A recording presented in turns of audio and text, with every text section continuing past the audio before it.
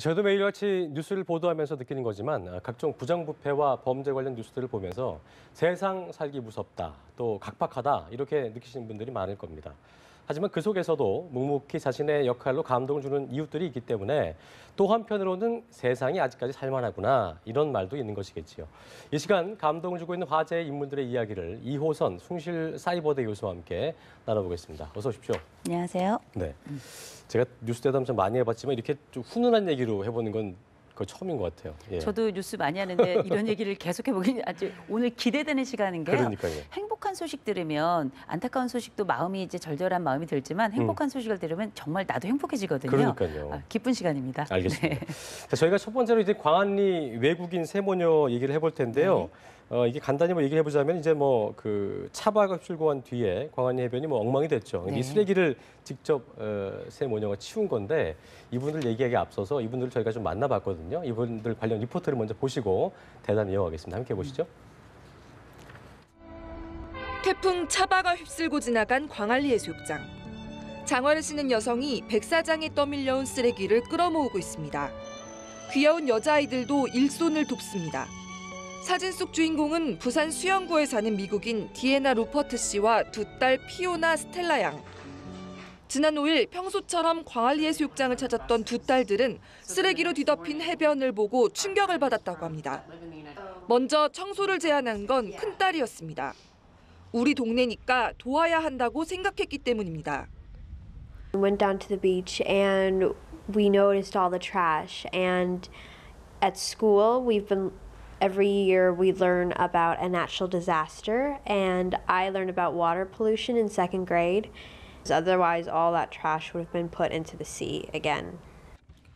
모녀는 집 근처 철물점에서 갈퀴를 사고 고무장갑과 장화 등으로 무장한 뒤 다시 해수욕장을 찾았습니다. 그리고 묵묵히 4시간 동안 쓰레기를 치웠습니다. 이 모습을 본 지나가던 시민들도 청소를 거들었습니다. 부산국제외국인학교 교사로 지난 2009년 부산에 정착한 루퍼트 씨.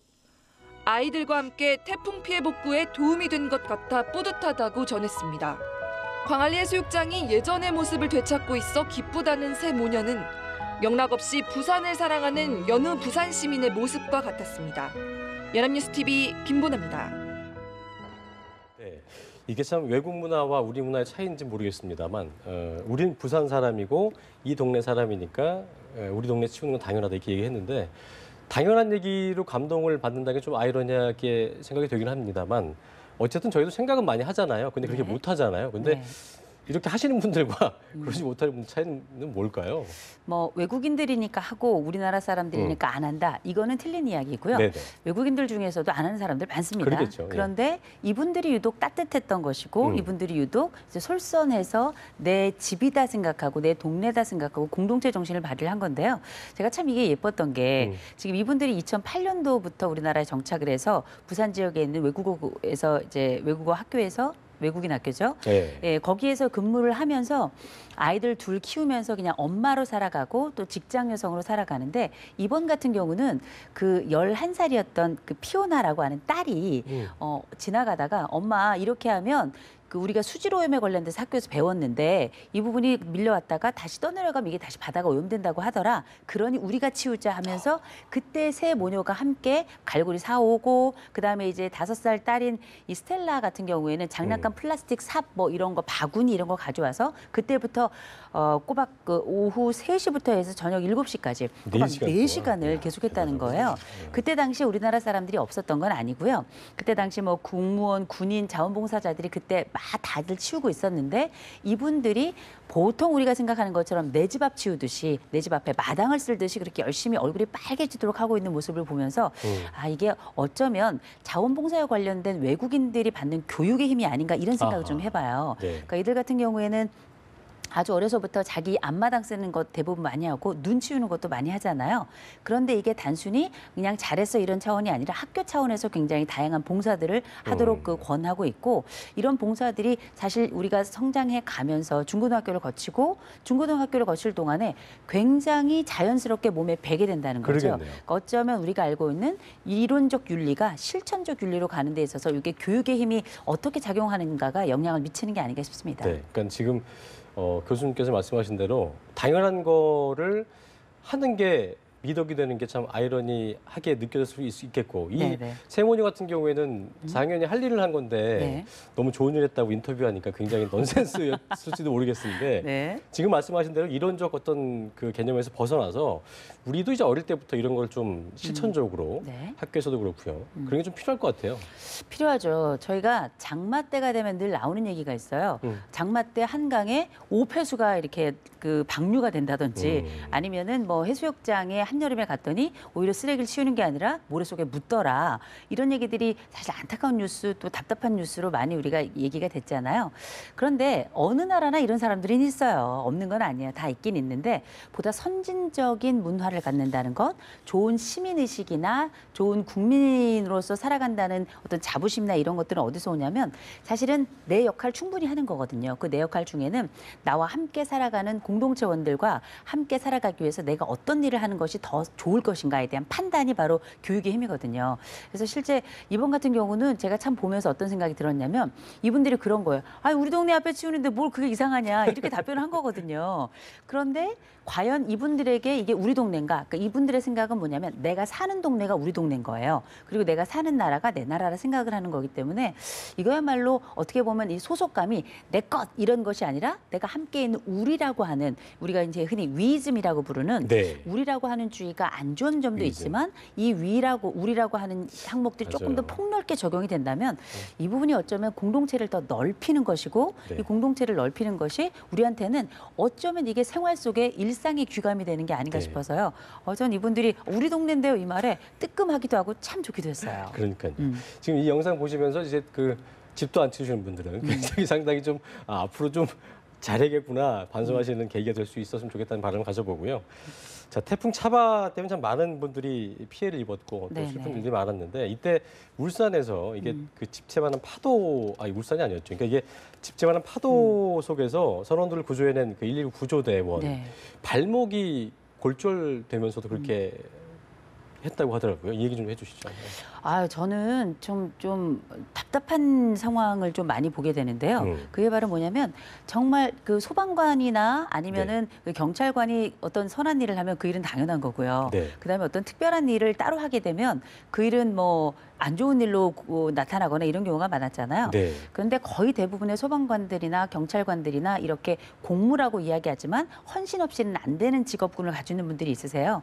이런 분들 같은 경우에는 거의 본인이 가지고 있는 몸을 던져서 불 속에 들어가거나 아니면은 지금 같은 경우는 골절상이 벌어졌는데도 불구하고 네. 사람 놓치지 않기 위해서 끝까지 그 자기 정말. 몸을 던져가지고 지금 저 물살 보시면 네. 굉장히 지금 급하거든요. 빠르게 지금 저 덮쳐오는 물살인데 여기서 사람 안 놓치기 위해서 지금 그 해경기 구조대가 선원 지금 우리가 지금 여기서는 지금 잘 보이지 네. 않는데요.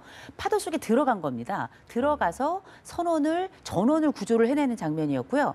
이 선원들을 구조하는 과정에서 이게 사람이라는 게 파도에 한번 휩쓸리면은 본인이 죽는다는 걸 이 현장에 있는 분들은 지금 저 굉장히 위급한 상황이잖아요. 그렇죠. 거기에 들어갈 수 있는 건 맨정신으로는 못 들어갑니다. 음. 정말 엄청난 소명 의식이 있거나 네. 아니면 내가 그냥 죽음을 불사하겠다 이런 생각을 가지고 들어가는 건데 다리가 부러진 줄도 몰랐다는 거예요. 네. 이런 상황이 벌어질 때까지 이 사람들이 가지고 있는 이 사람에 대한 일종의 헌신이랄까요? 또 어떤 직업 정신이라고 볼 수도 있겠지만 이 직업 정신만으로 해결되는 부분은 아니거든요. 정말 그럼요. 박수를 예. 보내고 싶더라고요. 그러니까 굉장히 그 생명이 특히나 그 위협되는 상황에서는 아무리 저 직업이어도 네. 피할 수도 있을 거 아니에요. 그러니까 본능적으로 사람은 위험 앞에서 움츠리거나 그렇죠. 도망가고 싶어져요. 예. 그럼에도 불구하고 우리가 무릎 쓴다는 말을 쓰잖아요.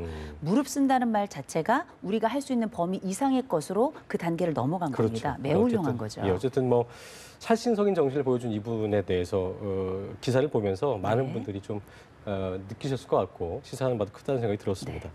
자, 그리고 이제 참 이것도 참 안타까운 사건이었는데 그저께였죠. 네. 목요일 밤이었죠. 경부 고속도로에서 그 버스 화재 사고 네. 현장에서 부상자들이 많이 발생을 했는데 이때 당시에 이제 병원으로 이분들을 후송한 분들이 또 계셔서 네네. 화제가 되고 있는데 이분이 보니까 직업이 윤리교사시더라고요. 예, 요새 말로 하자면 윤리쌤이죠. 그리고 윤리쌤. 예. 윤리쌤인데 우리가 13일 밤에 10명의 사망자 그리고 10명의 부상자가 난 너무나도 안타까운 사건이 그렇죠. 있었습니다. 37년 동안 함께 입사해가지고 6월에 입사했다 해서 육동회라고 하는 입사 동기다 해서 육동회라는 모임에서 함께 이제 여러 곳을 여행을 가는데 중국을 갔다가 돌아오는 길에 집에 이제 오는 길에 이번 사고가 난 거거든요. 너무나 안타까운 네, 상황이었죠. 그런데 예. 그 사망자 중에 너무 안타깝게도 오늘이 딸 결혼식인 사망자가 있었고요.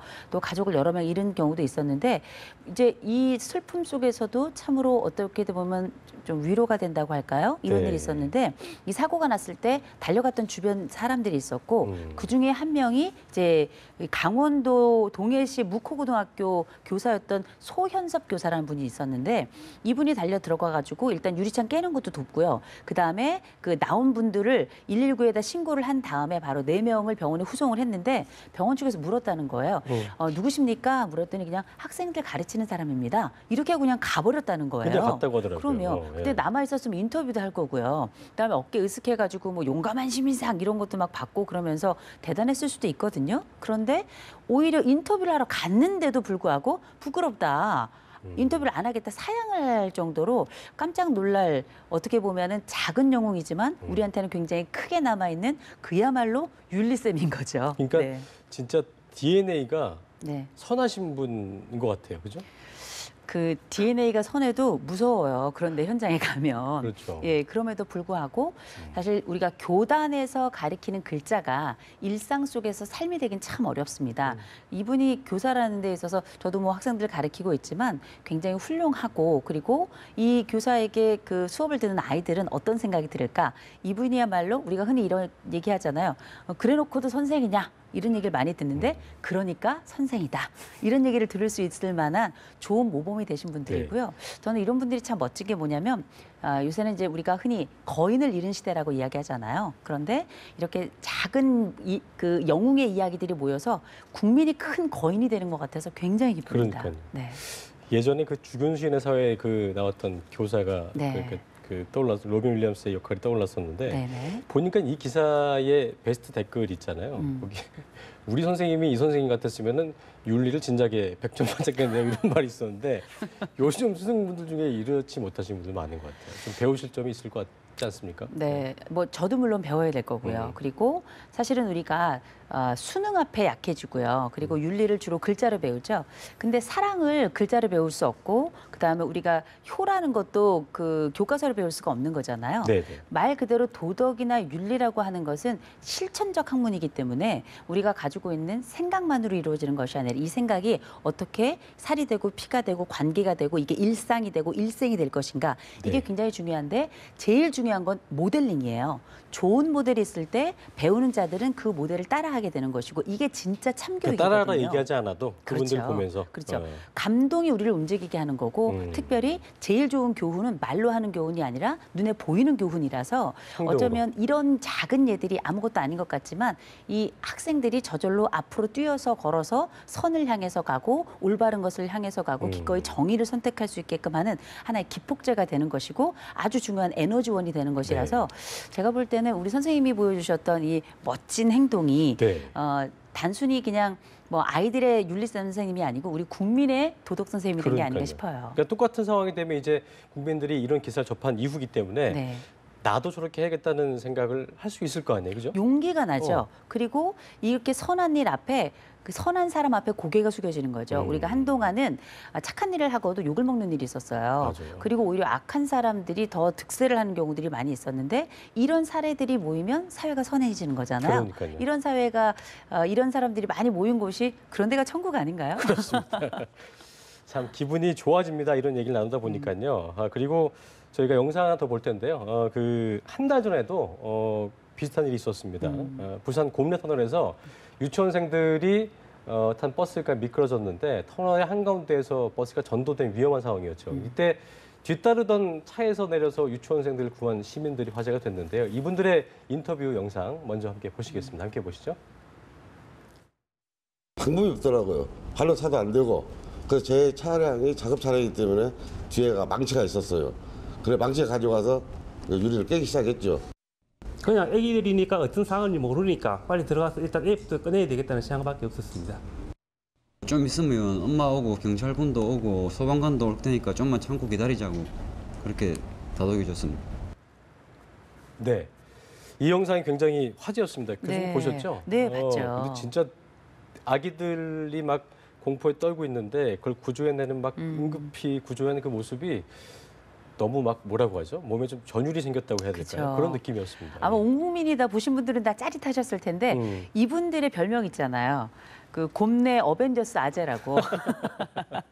이분들이 정말 깜짝 놀라게 불과 5분밖에 안 되는데 네. 버스가 딱 전복되자마자 사실은 거기서 이제 본인들도 서 있다 보면 2차 충돌이 발생할 수 있기 그럼요. 때문에 예. 위험한 상황이었어요. 그런데 차를 세우고 너나 할 것 없이 저기 이제 아저씨들이 우르르 나오더니 저분들이 아이들을 일렬로 쭉 꺼내고요. 그리고 난 다음에 안전한 곳으로 이렇게 놓고 그 다음번에 애들이 막 울고 불고 엄마 찾고 아빠 찾고 막 난리였거든요. 그렇죠. 그때 달려가서 아이들 하나하나 다 다독이면서 괜찮아, 엄마 금방 올 거야, 다 위로해주고 안전하게 이렇게 대피를 시킨 다음에 그 다음에 뭐 사실은 뭐 소방관들이나 이렇게 와서 조사라도 할 텐데 호련히 또 사라진 거예요.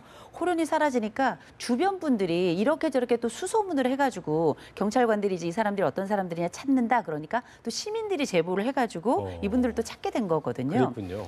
그러니까 우리가 이런 분들 뭐 시민 영웅이라고 그러는데 제가 볼 때는 다 아빠 영웅들이에요. 그러니까요. 예. 아이들 때문에 더 그랬던 것 같기도 하고 네. 어쨌든 이번 사건을 통해서 다시 한번 이 자리를 빌어서 곰내죠? 곰내죠, 곰내. 네. 어벤져스 아재분들 감사하다는 말씀 드리겠습니다. 정말 감사합니다. 자, 그리고 그 이 소식도 참 슬픈 소식이었는데 저는 뉴스하다가 원래 저희 입장이 이제 좀 이제 눈물을 흘리면 안 되는 거거든요. 네. 근데 이 소식을 제가 순간 보다가 울컥했던 적이 기억이 납니다. 이 안치범 씨. 네. 정말 젊은 친구기도 하고 그 상황에서는 제가 생각해 봤어요. 제가 그 상황이었으면 어땠을까? 나는 나왔을 것 같다. 아유, 제가 했는데 네. 이분이 이제 밖에 나왔다가 네. 다시 한번 들어가서 이제 초인종을 울리고 그러다가 이제 불길이 좀 치솟다 보니까 옥상으로 네. 가다가 돌아가신 거잖아요. 네, 네. 참 그렇습니다. 그게 너무너무 안타깝고 근데 사건의 시작은 너무 당황스러울 정도로 네. 답답한 상황이었어요. 이게 이제 지난달 9일에 있었던 일인데 마포구의 한 원룸에서 이별 통보를 한 여자친구에게 화가 난 20대 남성이 불을 지른 겁니다. 불을 질렀는데 그 첫 번째 이제 냄새가 나고 막 불길이 올라오니까 예, 예. 이때 그 안치범 씨가 119에 먼저 신고를 하게 돼요. 신고를 하고 난 다음에 이제 본인이 피신을 합니다. 피신을 했는데 생각해 보니 문을 열고 연락을 못 받은 사람들이 많았다고 판단이 들었겠죠. 들어가면서 일일이 다 문을 두드린 거예요. 그 사이에 계속 119에다 연락을 또 했고요. 계속 문을 두드렸는데 결국은 모든 사람들은 다 나왔고요. 한 명 유일하게 못 나온 사람이 바로 이 안치범 씨였던 겁니다. 네. 근데 나중에 안치범 씨가 돌아가신 후에 몸을 봤더니 두 손은 다 화상을 입었고요. 그리고 호흡기에 너무 심각하게 여러 문제들이 기도 생겨가지고 손상이었겠죠. 예, 사실은 살기가 어려운 상황이 됐던 거죠. 음. 다 살리고 자기의 목숨으로 다른 사람들을 살려낸 거죠. 그 목숨 조각을 통해서. 그 3대 그러니까 아버님도 그러시고 할아버님도 그렇게 네. 배워왔다고 하더라고요. 그러니까 네, 네. 남을 위해서 희생한다. 그리고 어머님도 솔직히 그렇게 아들이 죽게 되면 억울할 수 있잖아요. 그런데 그럼에도 불구하고 우리 아들이 잘한 수 없다 이런 말을 했더라고요. 그러니까요.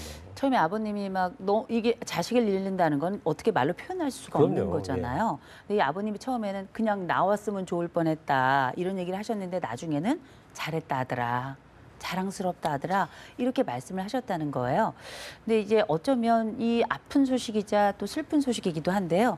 근데 이런 이야기들이 결국은 우리가 슬픔 중에 위로가 되고 또 고통 중에 어쩌면 작은 기쁨이 되지 않는가 싶은 생각이 드는 게 네. 이런 분들이 있기 때문에 우리 마음이 끊임없이 이렇게 심장이 뛰고요. 그 뜨거운 피가 이렇게 계속 우리 심장으로 들어가는 게 아닌가 이런 생각이 좀 들어요. 다만 너무 안타까운 건 이런 분들 우리가 의사자다, 의인이다 이렇게 부르잖아요. 이분들에 대한 어떤 사후의 어떤 사회적인 돌봄의 시스템이 좀 강화됐으면 좋겠다. 그 부분을 이런 생각이 여쭤보고 좀 싶었는데 들죠. 네. 의인의 인색한 사회다. 이게 참 그렇잖아요. 좀 네. 말 자체도 그렇고. 근데 이런 분들에 대한 어떤 대우를 꼭 바라고 하는 건 아니지만 네, 이런 네. 것들이 달라지는 어떤 사회적 풍토가 조성이 돼야 어떻게 보면 아까 말씀하신 대로 기폭제가 되지 않을까 싶기도 네, 하고 네. 이런 일이 똑같이 일어났을 때 좀 더 훈훈한 상황이 발생할 수 있지 않을까 생각이 들거든요. 이 네, 부분 네. 끝으로 한 말씀 해주시죠. 우리나라에 그런 시스템이 없는 건 아닙니다. 지금 보건복지부에서도 1년에 그 의사상자 심의위원회가 열려가지고요. 올해 한 해 동안에 누가 의인으로서 역할을 했는가 이걸 이제 심의를 합니다. 그래서 뭐 공무원, 경찰, 의사, 변호사, 뭐 시민단체 소속 이렇게 13명 정도가 함께 모여서 회의를 하고요. 거기서 의사사장들 중에서 의미 있는 분들을 이게 대상자로 선정을 해가지고 네. 일부 이렇게 드리긴 하는데 이게 너무 적기도 하고요. 그리고 중요한 건 돈을 주는 게 중요한 게 아니라 이게 이분들의 이야말로 명예가 될 수 있도록 해드려야 되거든요. 그럼요. 잘 알리고. 예. 이제 참고로 우리가 일본의 지하철 취객을 구하다가 돌아갔던 이수연 이수연 씨. 씨를 예. 우리가 기억할 텐데 이수연 씨 같은 경우는 지금 7년이 지났는데 영화의 주인공이 되었고요. 영화의 주인공이 되어서 일본에서 먼저 개봉이 됐어요.